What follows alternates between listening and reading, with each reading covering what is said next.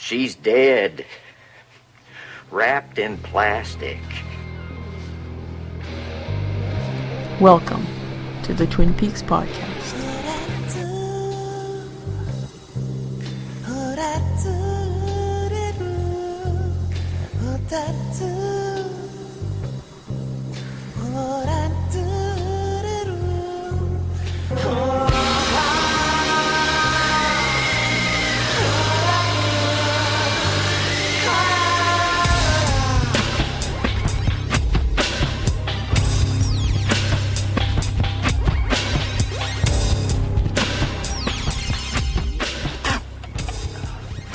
Damn good coffee.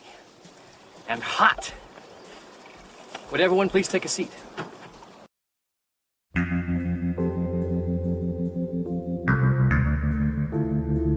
Welcome everybody to episode 8 of the Twin Peaks Podcast. I'm Matt. I'm Melanie. I'm Brad. I'm Caitlin. I'm Steve. Hello, Steve. Hello. My cousin Steve is here. Cousin Steve, yay! Oh, we're clapping again. Steve gets applause. Season 1, Episode 8. The Last Evening. The investigation of Laura Palmer's murder reaches a terrifying conclusion on the season finale.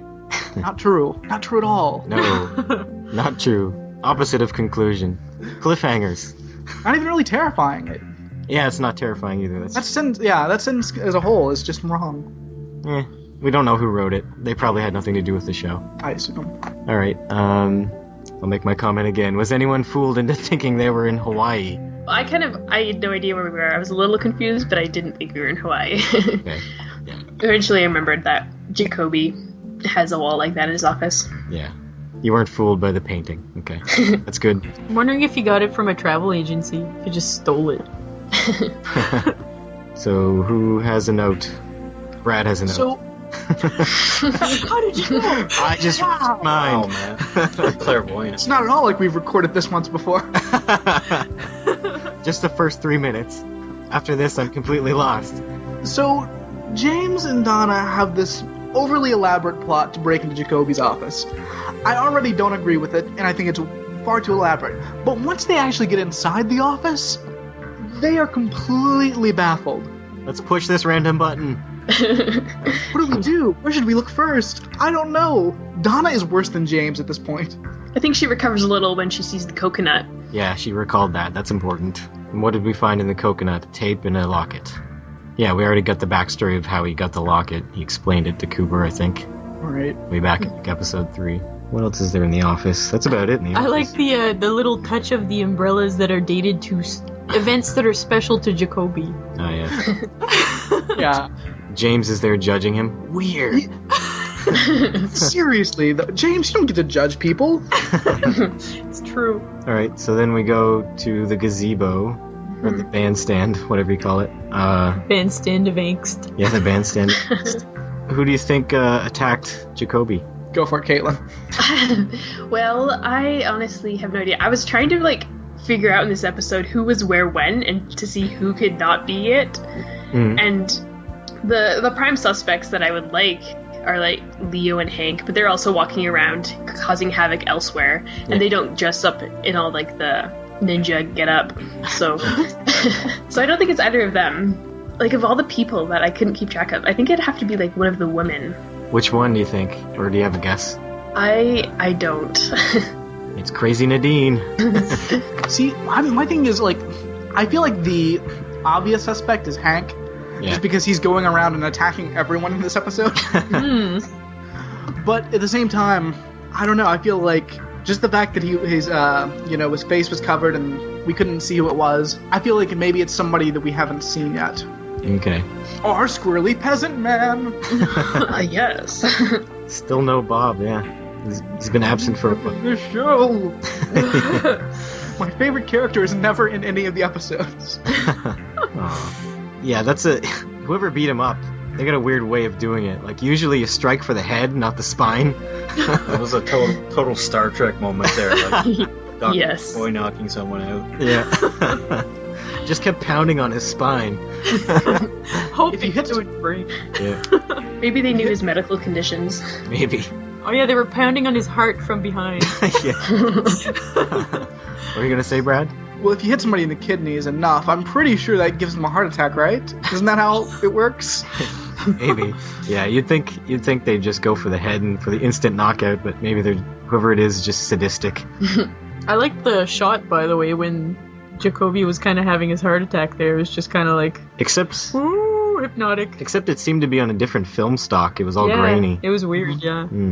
That happens a couple times in the show. They use completely different film stock for certain shots. I'm not sure why.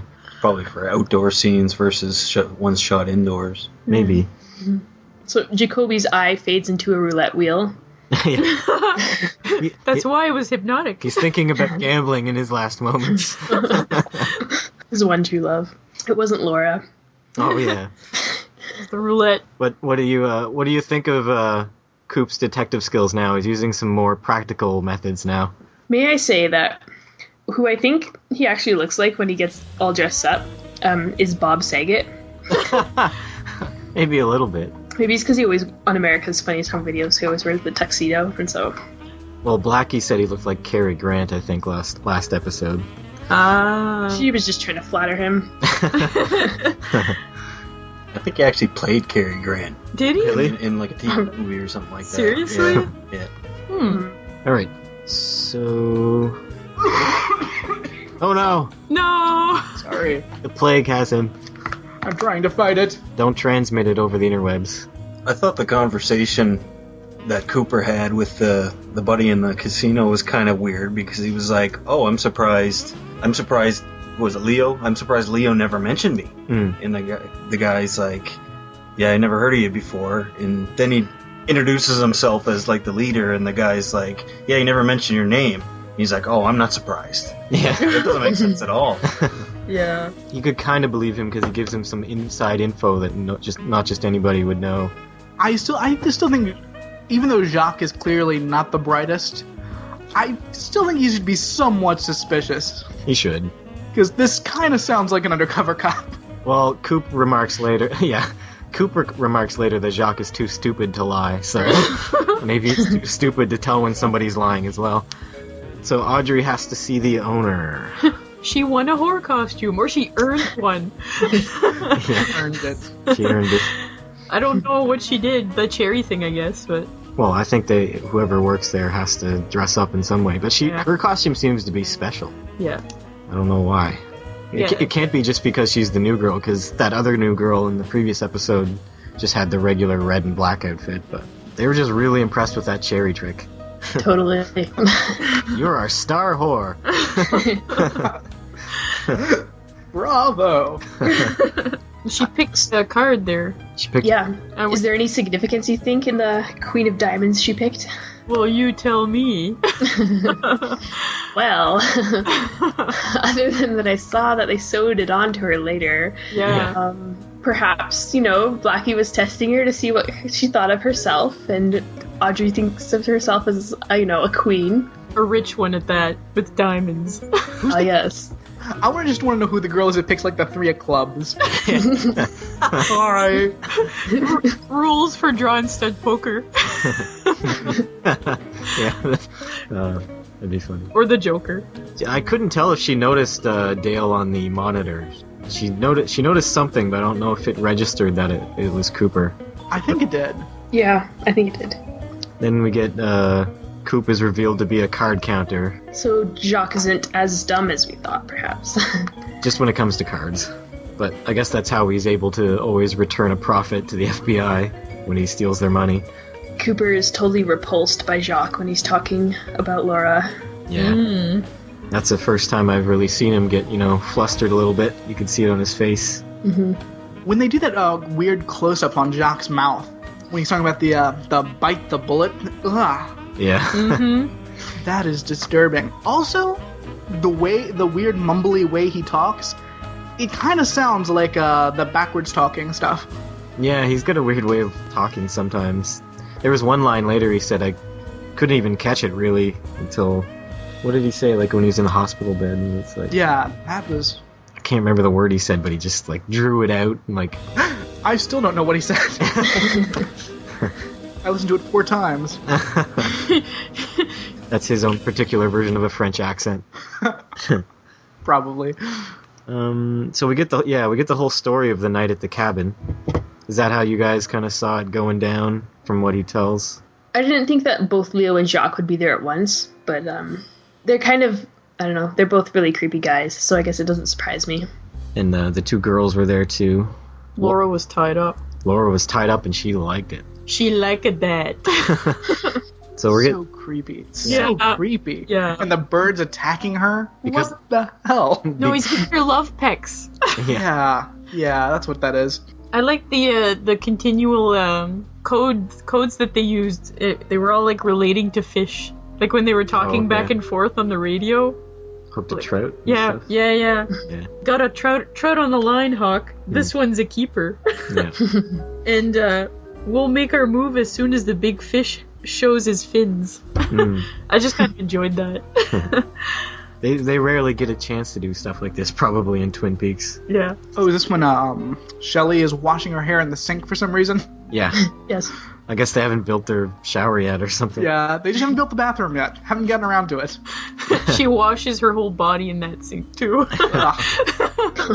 Whoa. I just got the picture of her sitting in the sink completely nude, and somebody just walks in. Squatting there. Legs and arms hanging over the side. I'm not really all that repulsed by that imagery. Leo interrupts her before she's finished washing her hair. What happened to the soap in Shelly's hair, by the way? She's fine later. Yeah, and... He let her... He's like, okay, you can finish, and then we're going. But even, like, Steve was saying, as soon as he lifted her up, like, the soap was gone. Her hair was just wet. It was kind of weird. He scared the soap out of her hair. Yikes! Anything can happen in Twin Peaks. It seems to have been way too easy to catch Jacques. Is it just me, or do you guys think so as well? Well, he's not that bright. Yeah, you kind of fell into the trap. Yeah. Cooper told him exactly where to go. And he went. I'm getting that he's pretty greedy, so anytime there's a good chunk of money involved, I think he'll just go for it. Yeah. I mean, it's clearly not a great idea to try to steal a cop's gun when there's like 5 more. Oh, yeah, definitely. Yeah, somebody calls out to Harry, "Look out, Harry!" And he just... I don't know if you guys noticed it, but he ducked really quick behind the door like a scared child. It was great. He's like, "No!" I was so impressed with Andy. It was his shining moment. Yeah. He was bad. Seriously. Instantly redeemed. For now. Oh, Andy. It was the best of times. It was the worst of times. Well, maybe he actually failed. Maybe he was going for the kill shot and he missed. Probably. He was still badass Yeah. while doing it. Still saved the day. Definitely. And then we get listening to another Laura creepy sexy tape. I don't know what she's doing with her voice. She's just like trying to sound like a... Like a stoner hippie. I don't know. She just sounds to me like yeah, man, like a bad stereotype. No, I just mean her like Like- husky tone. I don't know. She's She like- sounds like a bad stereotype too. Yeah. She sounds like she's trying to be a flower child or something. Well, she's Maybe it's probably just- super drugged up. Yeah, That's that true. doesn't help Yeah. this. I think also the actress, she had to like provide 2 different voices for Maddie and Laura. So maybe that's just what she could come up with for Laura. Yeah, maybe. It's not a bad voice, but it's such a stereotype. Alright, so from the tape, Laura thinks Leo is trying to kill her. Which she's down with. Which, whatever. But I don't... But she's afraid that if she told Jacoby that it was Leo, that he would come after him? I guess so, yeah. But I'm not even sure Leo's aware that... I didn't think anybody knew she was seeing Jacoby except Jacoby. Yeah. But I guess if you found out, she knows that he would probably Yeah. take action. I guess she doesn't want to take the chance. Is this tape really that significant?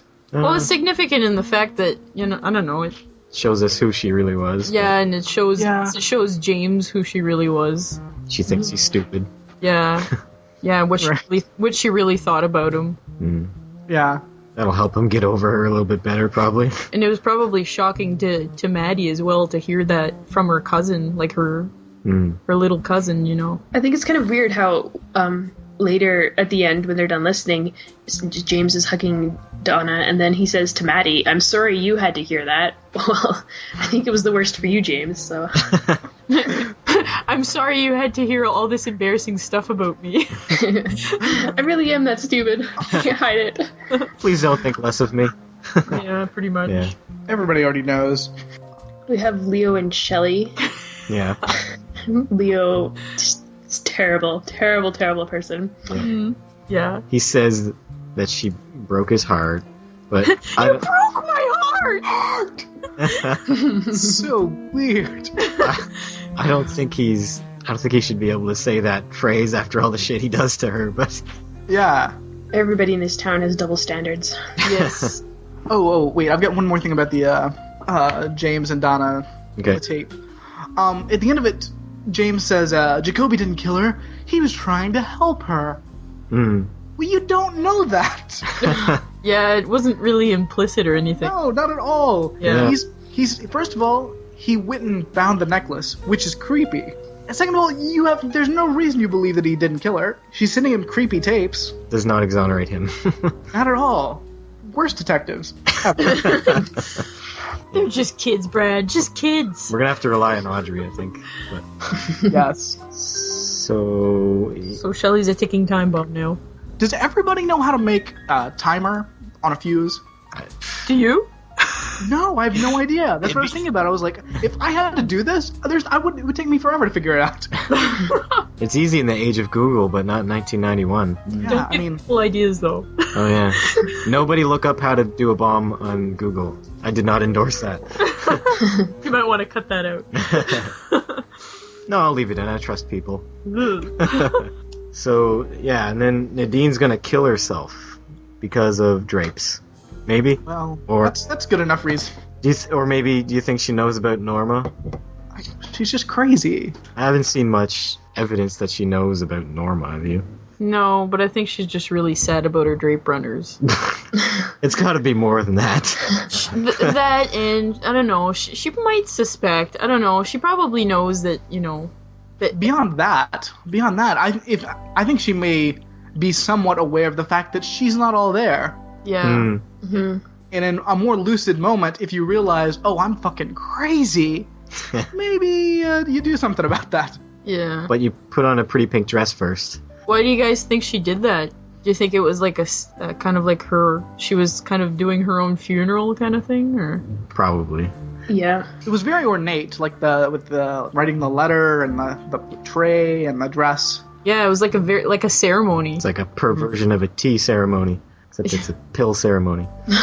But it just reminded me of, you know, like when they used to like, this is gonna sound nerdy, but when they like committed seppuku in like Japan and stuff, they had to like do the whole dagger in front, and then they had to put on the special white outfit, and they had to do this whole ceremony. Well, that's what it looked like she was doing. Mm-hmm. Definitely. Yeah. On to Hank extorting Josie. This is quite a long spiel he goes on about the value of years in your life. Did you notice, like, there's that weird point where he's, like, standing kind of in front of the deer head, and it looks like Hank has horns? I didn't notice that. It's super creepy. I also noticed she tried to slightly insult him by blowing smoke in his face, but he just, like, took it in and inhaled it, like, doesn't bother me. I'm the devil. He kind of is. Deer horns. Yeah, exactly. Symbolism. Josie seems pretty tough. I mean, she obviously wasn't going to give Hank what he wanted. I wonder if she's just putting on a front, or if, you know, she was actually just not the person that she seems to be. Not the sweet innocent person, you mean? Yeah, I don't think she is. She sure is sticking to her guns, though. They had an agreement. But $90,000 isn't really a lot of money. In 1991? Well, I mean, but still. I mean, first of all, it's a year of your life. Yeah. So that, it's a decent amount of money for a year. But then the fact that he was in prison with a manslaughter charge, it's going to be hard to get, work. Yeah. Still got to pay all his lawyer fees. So once you factor in, a year, plus the fact that the difficulty in finding work with a manslaughter charge, you've $90,000. I don't think covers it. Well, the kind of work he does, a manslaughter charge would probably, Well, be yeah, good on his resume, but... sure. But if you ever, if you ever wanted to straighten out and go clean, But yeah, that's why he was appealing for more money, because, yeah, he's a victim of circumstance now, poor Hank. Yeah. Or- He's probably really desperate at the time the deal was made. So what exactly was the deal? He killed Josie's husband. Who told him to do that? Josie? Did she tell him to do that? I was writing stuff at the time. I assume. Yeah, I don't think we actually know for sure at this Yeah, point. it wasn't clear. It was just kind of subtly hinted at. Well, if he's getting $90,000, I assume she ordered the kill. Yeah. And now they're blood brothers. Gross. Yeah. Blood looked really fake. It really did. It was probably just corn syrup. They didn't even try to... Just like a drop of red food coloring in it. But as soon as she gets blood on her thumb, she compulsively paints her lips with it. Yes. Oh my. That's even weirder, I think. You have Catherine freaking out in the office at the mill, looking for the ledger. We kind of get their backstory. I thought that it was a little sweet and kind of endearing how Pete reacted. Yeah. It should have been Catherine reacting like how Pete reacted, being totally relieved that Pete would help her out, but it was Pete. Yeah, he really seems to, like, I don't know, they seem to hate each other at times, but they still, like, need each other. I think he loves her. He does, yeah. Well, it's obvious that, He deserves so much better. Yeah. she's the one who's more bitter about everything, but... Do you think she's faking in this instance, or is she really feeling something? I think it's like half and half.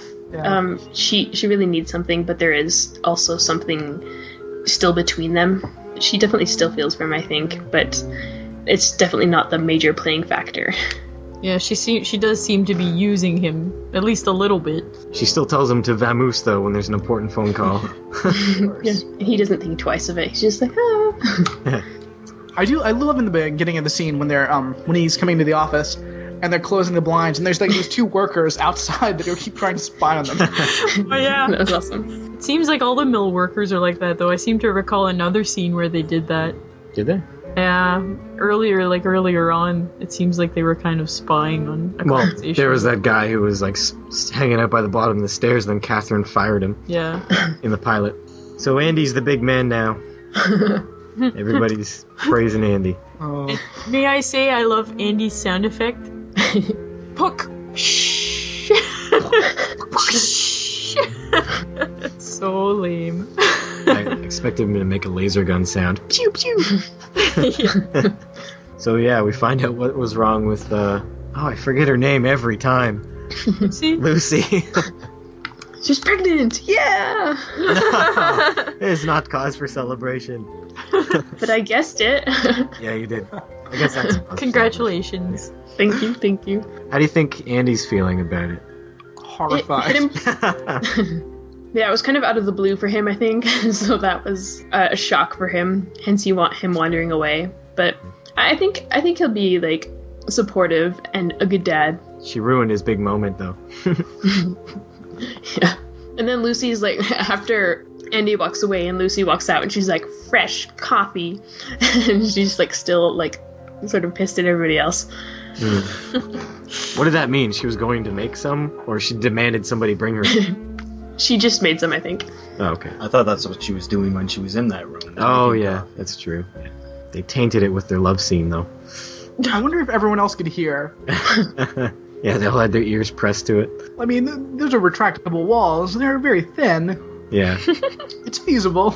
And then we get Bobby's trying to sell out James, posing as Leo. Awesome. You're a fan of that plan, huh? I am, but it shouldn't hold up at all. It doesn't make any sense. Bobby never directly said he was Leo in that phone call. He just said, Leo says. And Lucy automatically assumes it's Leo. We find out it was Laura's idea to put the ad in Flesh World. Just more confirmation that she's a pervo. Or she's there's something off about that girl. I wonder if she came up with the wording all by herself, too. You mean that thing we read last time? Yeah. It just does not seem like Leo would. I mean, yeah, that Leo would have said that at all. It does not fit his character. You don't think he could have made up the word sex-citing? Maybe that word, but all the other details. Oh, that's pure Leo. Come on. It does sound like Laura could have helped him out, though, with the ad. It sounds like some of the words that, I don't know, it sounds like something she could have made up. So he tells the police, Jacques tells the police that he got in a fight with Leo, and Leo knocked him out, and when he woke up, they were gone. So that's the end of that lead. I love the fact just smashing somebody with a bottle. I've got to find something to stop the bleeding. Let me just take your shirt.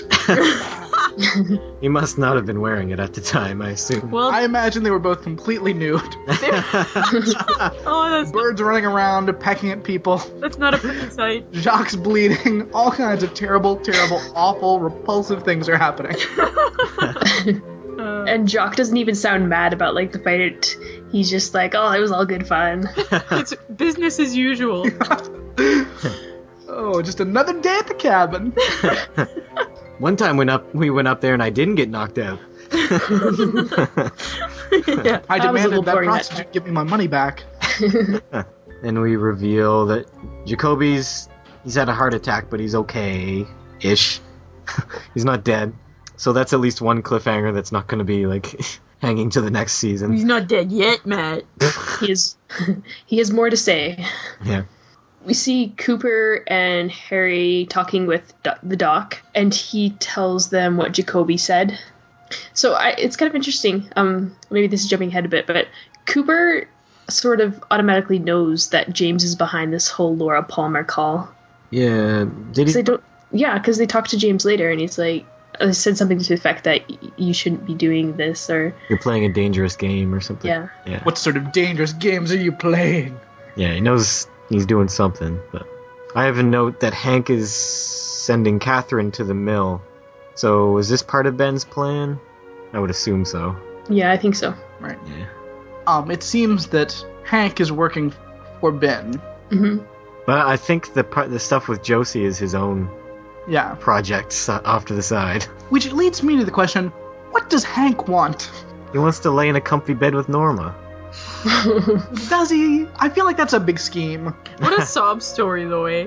It worked, though. Like, oh, gee willikers, Norma. I'm trying to tell you how I feel.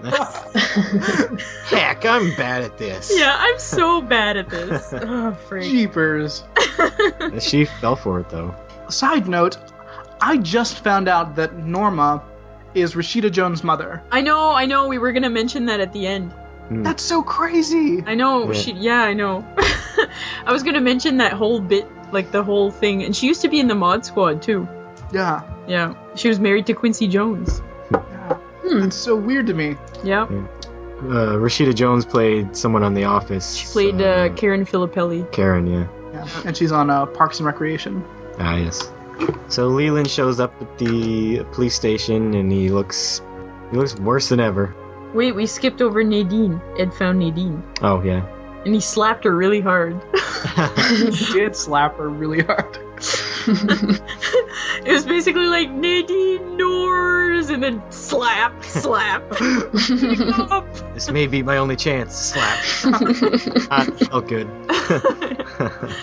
But no, he seemed concerned. Yep, he calls 911. He does, but he hung up really quick. I don't think he even hung up. He just threw the phone on the floor. I was like, hey, my wife took a bunch of pills. Get an ambulance here. Fast. Hang on.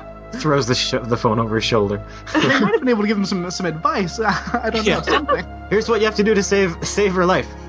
Sir? Hello? He knows what to do. He just picks her up and strokes her hair. Yeah, Steve just said they didn't even say the address. Did they? No, they I don't did. know. They did. No, I think Like, he they did. didn't mention it. No, I think they did. Yeah, he did. Something Riverside.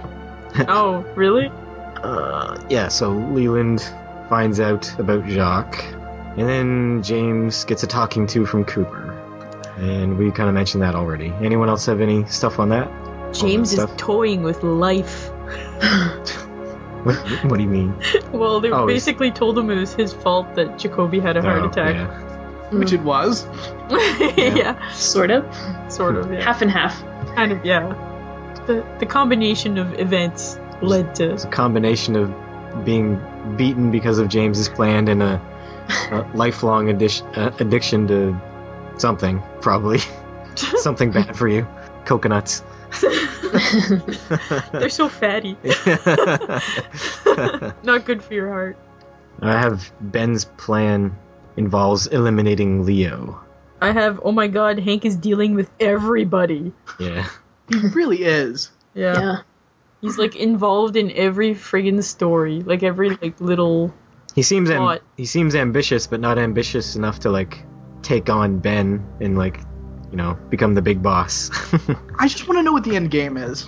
That's Well, all I want to know. Ben is the money, so he needs the money because he's, I guess. Then we finally get our Bobby Leo confrontation.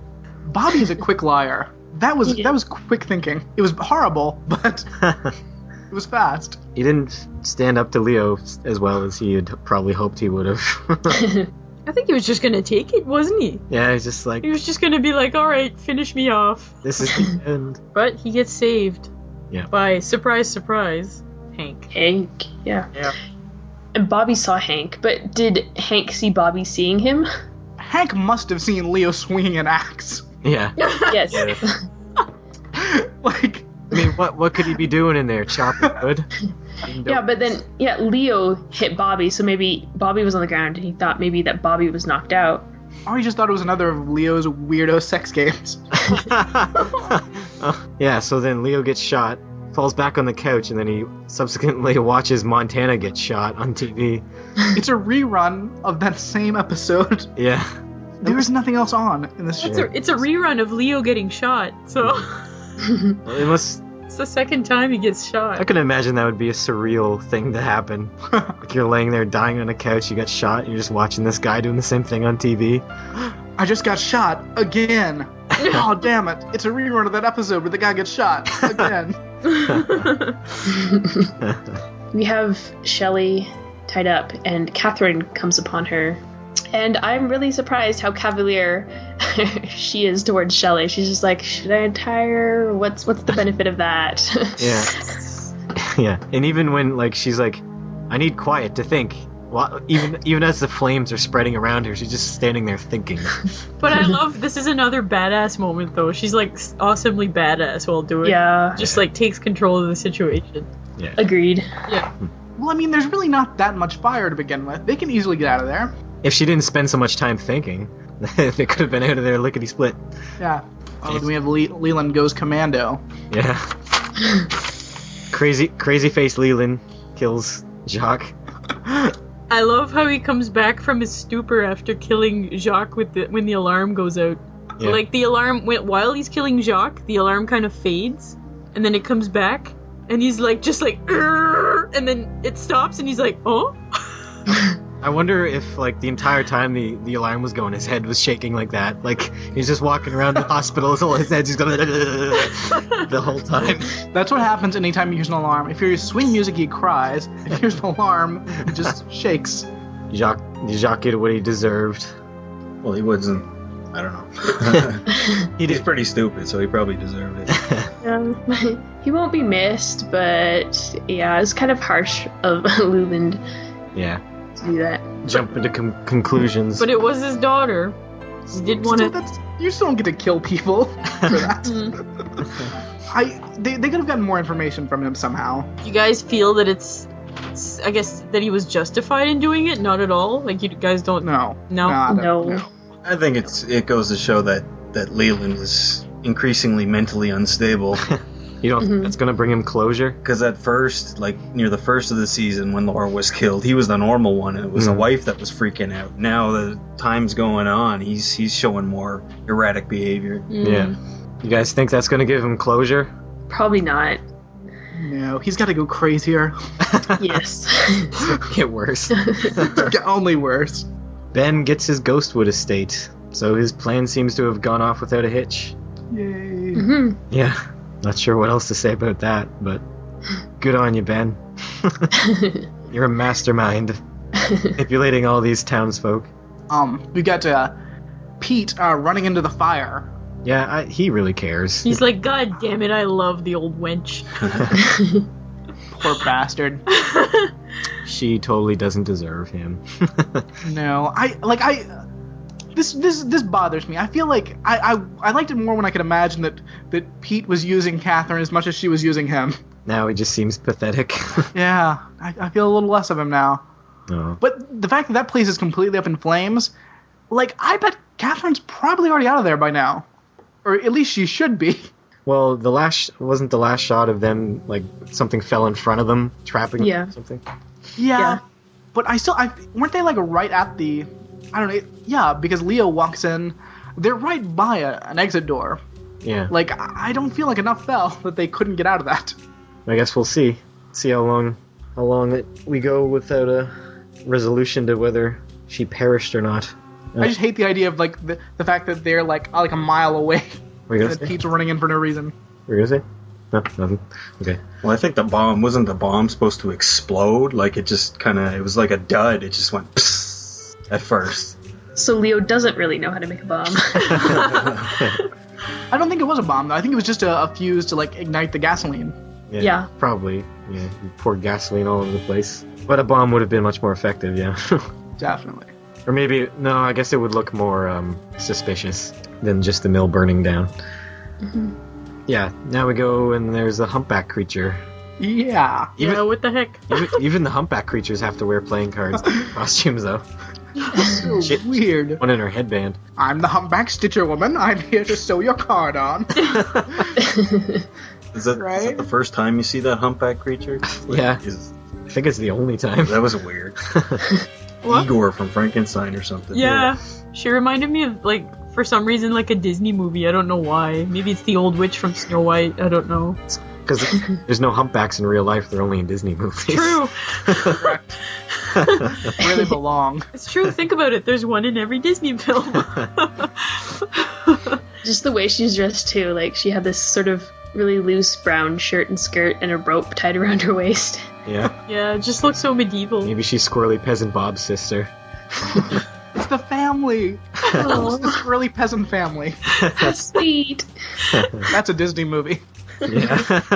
So, Mr. Horn gets to check out the new girl. How's that gonna go down? I hope this is the first scene of the next episode. You wanted to open with that? Yes. You're more concerned with that over Cooper? Yes. Yes. Cooper's wearing a vest. Come on. No girl should have to see her father's boner. That's the quote of Just the episode. wrong. Come on. It's a true statement. Truer words were never spoke. Oh. Yeah. Who shot Coop? Whoever hit Jacoby. Okay. Is that your guess too, Brad? I know, and I'm pulling back on this a little bit since we didn't see him again, but there's still that Asian guy that we saw in the last episode. Yeah. Odd job. Oh, He was holding a hat. He's in the hotel, so I'm still laying my money on him because I want that guy to show up again. Alright. Okay, so anyone else have any more notes before we go to... we didn't even mention Stuff, really but- Cooper. Well, I guess we did, but Well, How we don't care. you guys think he's fine? Yeah. Okay. I think he will be. how I far? don't think he's gonna die. He's not gonna die, but It'll probably bruise pretty badly, but just bruises, you think? yeah, I'm convinced he's wearing a vest. Alright. What do you guys give this as a rating? I will go full out 10 out of 10 blood lipsticks. This was by far my favorite episode. It was so much happening. Yeah. It's kind of amazing they all got this in. I think Mel, I think you remarked that it was like jumping around a lot in the episode. Yeah, it's like kept switching from story to story to story to story. Like, What did you just find constantly. it? Did you find it distracting though? Well, it was hard to take my notes, but It was a very fast-paced episode, that's Yeah. for sure. Yeah. Definitely. lots going on. I will also give this a 10 out of 10, Queen of Diamonds. Yeah, I just love that this was so fast-paced and there's so much going on. I really enjoyed this episode. Mayhem everywhere. So many people got hurt or shot. Yeah. Yeah. Yeah, they set up a lot of cliffhangers. Yeah. I will give it 10 out of 10 spine crushings. Yeah, same thing you guys said. I really liked it a lot.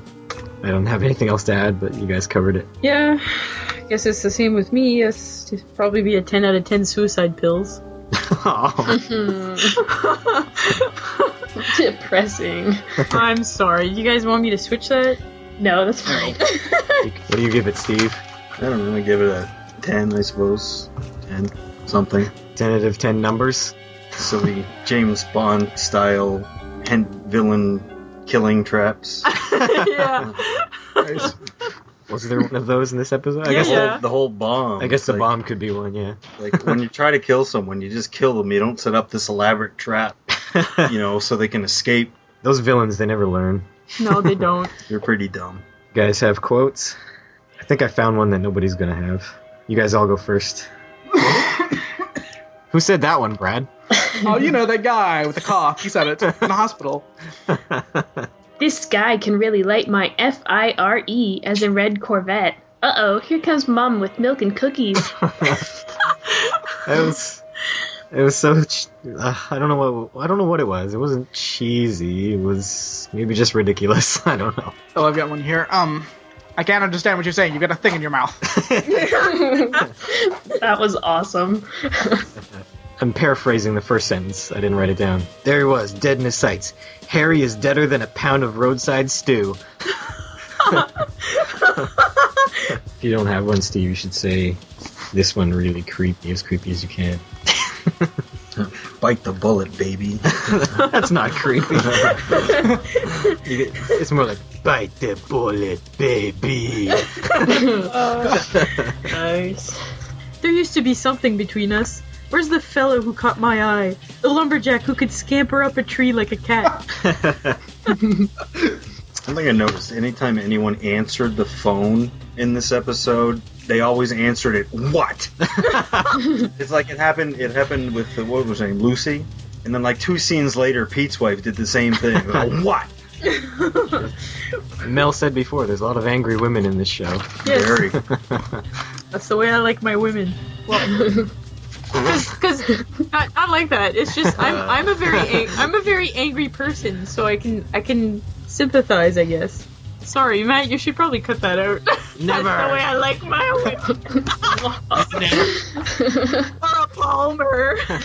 It will, Wild and crazy like her. it will remain. I would also like to say the quote from Ben Horn. This is the stuff dreams are made of. As he's walking in to see Yeah. the new girl. The new girl. Do you guys have any runners-ups? Because obviously, you broke my heart. Oh yeah. We said that one. You've got an hour to think about what you've done to me, and think about it. And then you broke my heart. Does anybody have the? I don't have it written down, but whatever it was on the tape where she's like, she's talking to Jacoby, and it's like, you'll be a dead man, something, whatever, yeah. man. I did write it. Steve can read it. This one? Yeah. He won't be such a mystery man, but you might be a history man. That's so awful. It's like a bad beatnik poem or something. Look, Daddy-o. You might be history man. Yeah. Feedback. Okie doke. Alright, on Facebook from Christian Wolf Nilsson. He says, loving these podcasts and always looking forward to the next one. What do you think of the show so far? What are its strengths and weaknesses? Well, so far I'm loving the show. It's getting more and more enjoyable each week, and this last episode was stellar, I think. Yeah. You bought it on DVD, right? Yeah, I have it on DVD now, Yeah. Cool. and I plan to watch the Log Lady intros. I'm looking forward to deciphering those. Yeah. Were they made after the show was already done? Yeah, they were, yeah. Oh, okay. Well, I don't know when they were made exactly. They might have been made between season 1 and 2, and then maybe put on a second airing of the shows. They put them on, maybe? I don't know. They're very bad quality though. Like on the DVDs. Well, yeah, they look like a crappy VHS. Yeah. Probably shot on video or something. Yeah. Like, what do you think of the show so far, Brad? I'm fully enjoying, loving it. Cool. Okay. continuing with the questions, how would you compare it to more recent shows? You mentioned Buffy, etc. Is it unlike anything you've ever seen before? I think at this point, it's not...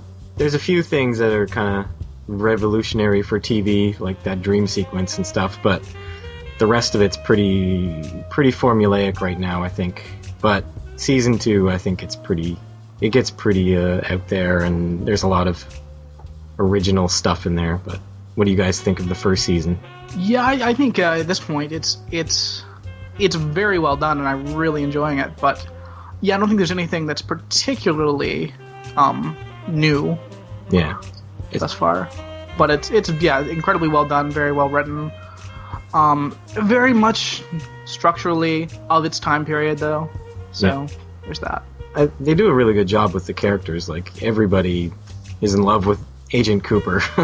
Like, they wrote him really well, and the casting was great for him. Mm-hmm. Yeah, they've got a good variety of characters, ones you love, ones you hate, and they're just all awesome to watch. Yeah. Alright, and finishing off, and are you, or do you think you could become fans and maybe rewatch Twin Peaks after the final podcast? Keep up the good work. Oh, definitely. Mm-hmm. I think I'll go ahead and wager that this is probably going to be one of my favorite television shows. Oh, yeah? Just thus far. So if it gets more weird, are you going to like that? Is that just going to make you like the show more, or are you going to... I think so, yeah, absolutely. I mean, that's what I enjoy. I think I enjoy the most is some of the stranger elements and characters and things, so... Yeah, the general viewing audience did not appreciate the weirdness, and they stopped watching. Well, that's the general populace just really shouldn't be allowed to make decisions for themselves. All right, do you guys have any thoughts?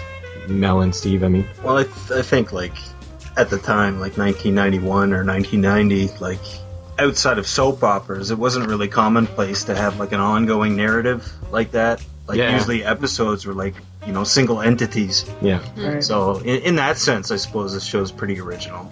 Serialized. Yeah. You want to read yours, Brad? Sure.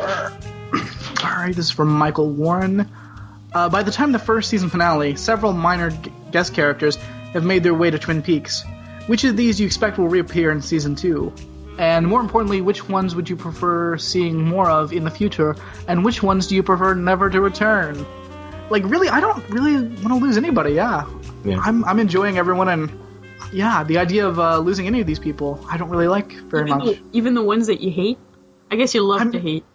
Yeah, I mean, I hate James and everything, but if he was gone, who would I be amused by? The guy you love to hate. Mm-hmm. Yeah.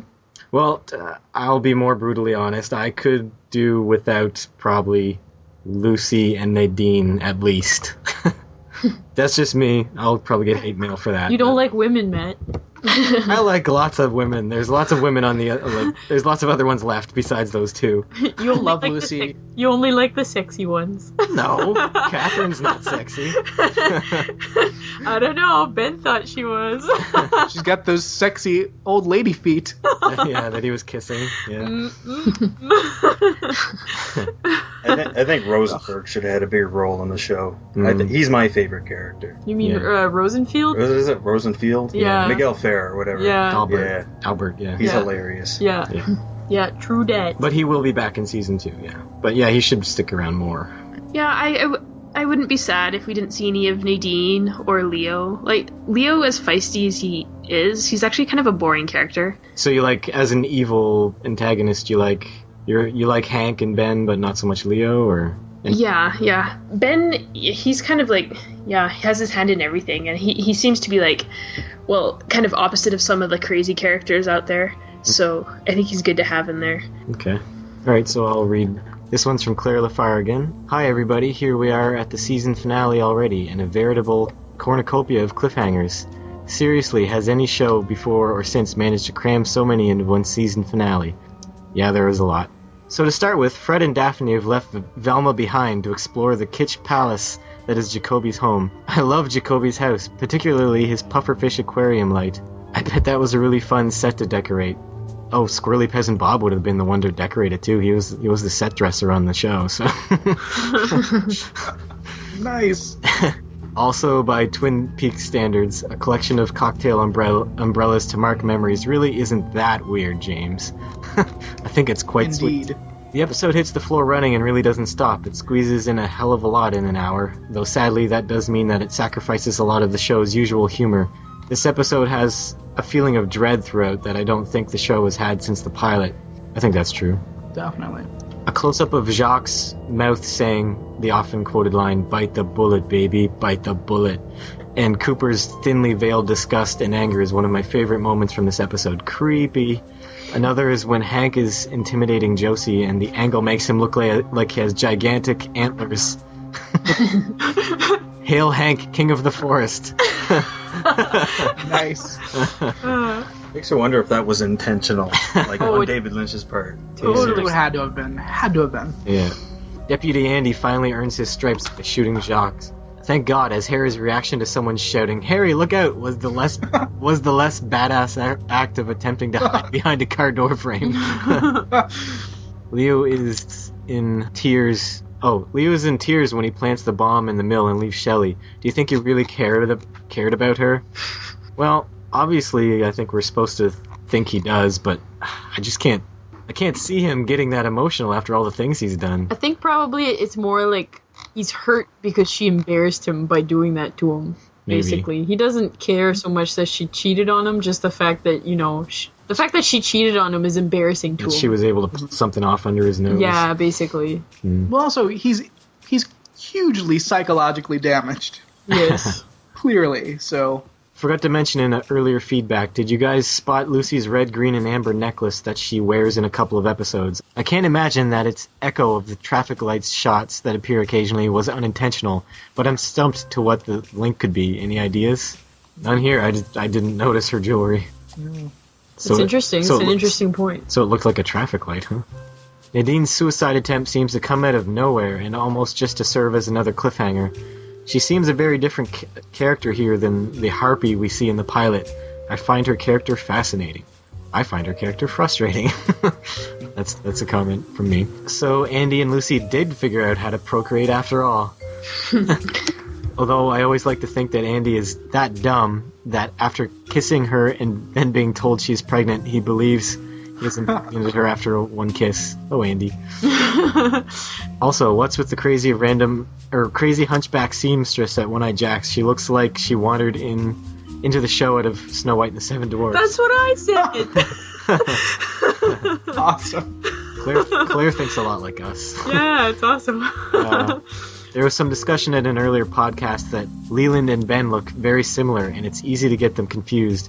I wonder if that's why Ben is often shown wearing glasses later in the season to make it easier to differentiate between them. That's probably a good idea as to why that could be. All in all, I really enjoyed this episode, but it's not one of my favorites due to the lack of humor. I would give it 7.5 bloody thumb lipsticks out of 10. Same rating as Brad. Nice. You two are blood brothers now, Brad. Yay. Blood bros. Blood bros. Let me just wipe some of this. Love the podcast for season 1, and I can't wait to see what you guys make of season 2. David Lynch directed the first episode, and it's a good one. Have a great week, Claire Laffar. P.S. I gladly offer to join you in my services. And offer my services as a ukulele player in the bandstand of Angst. Yeah. Nice. We can use as many bandmates as we can. Yeah.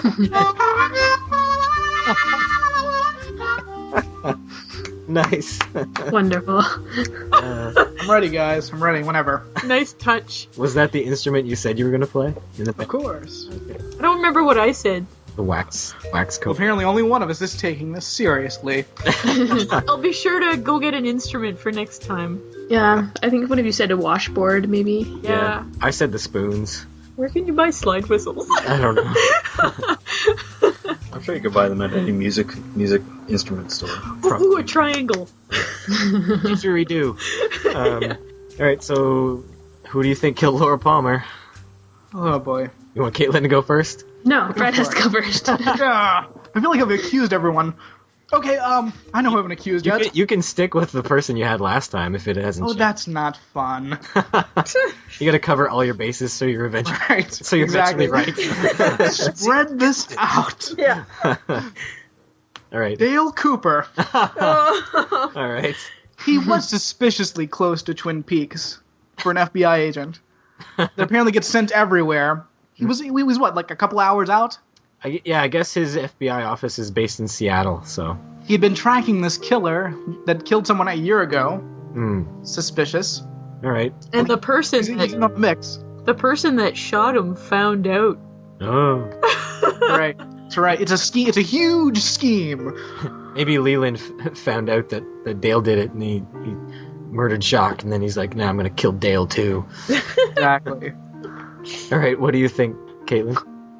All right. It crossed my mind maybe that, as her next big adventure, maybe Laura decided that it was death. But I am also going to accuse someone. Okay. I think that Ben Horn, that he is the most to lose of anybody. He has his hand in every honeypot there, and maybe that Laura had, uncovered something and threatened his Ghostwood estate or something. I think he killed Laura. Okay. For some reason or other. Seemed like a good time. Yeah. All Gotta right. get your kicks. So that's the end of season 1. You guys liked it overall? You did? Absolutely. Sure. Yes, I wish to watch the next episode immediately. Are you gonna do that? No, I can't, but I will watch it as soon as I can. It is a 2-hour episode. It's another 2-hour. Oh, I thought. But yeah, no, I think that, this has gotten so exciting that I wouldn't mind if it was longer. So yeah, the 2 hours would be excellent. Cool. And the next one's directed by David Lynch, which is cool. So it should be Nice. at least a little bit creepy. All right, so we'll all go watch episode 9. Huzzah! Thanks for listening, everyone. Thanks for coming to guest host. Thanks for coming on, Steve. You want to plug anything? Nope. Plug beer. Very good. Drink it. Foamy. See you, everyone. Bye. Bye. Bye. Peace out.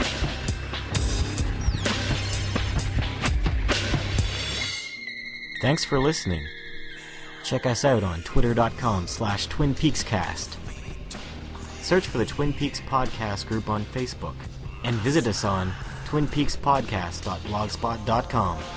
Email us your feedback at twinpeakspodcast@gmail.com.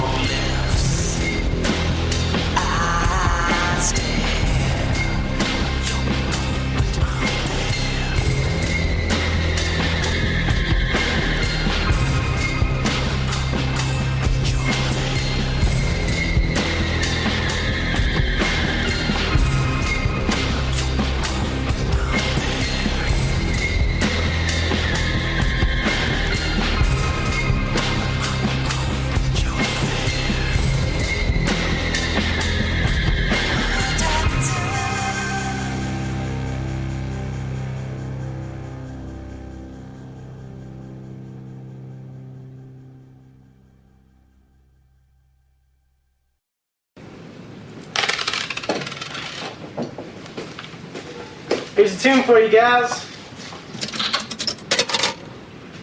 Okay. Don't do anything I wouldn't do.